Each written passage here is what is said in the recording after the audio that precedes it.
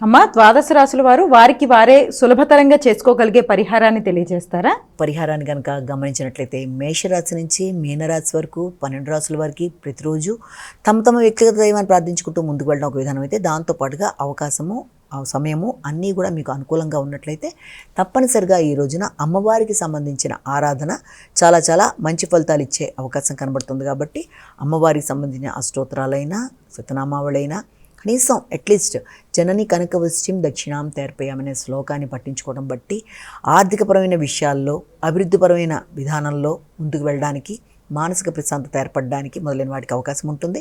అమ్మవారికి సంబంధించిన దేవాలయాలు కావచ్చు, అమ్మవారికి సంబంధించిన అష్టోత్తర శతనామావళి కావచ్చు, నామాలు కావచ్చు, ఏది చేసుకున్నా కూడా అది అనుకూలతలు ఇస్తుంది. ఎందుకంటే ద్వాదశ రాశుల వారికి ప్రతిరోజు చెప్పుకునే గోచార ఫలితాల్లో ఏర్పడే స్వల్ప సమస్యల్ని ఏ రోజుకు ఆ రోజు పరిహార రూపంలో మీ ఇష్టదేవతా ప్రార్థనతో పాటుగా ఇవి కూడా చేసుకుంటూ ముందుకు వెళ్ళడం బట్టి ఎదురవుతున్న చిన్న చిన్న సమస్యలకి పరిహారంగా వీటిని పాటించుకోవడం బట్టి మానసిక ప్రశాంతత, ఆ సమస్యల్ని అధిగమించే శక్తి ఏర్పడడానికి అనుకూలత అనేది ఉంటుందన్న భావనతో మనం ముందుకు వెళ్ళగలుగుతాం.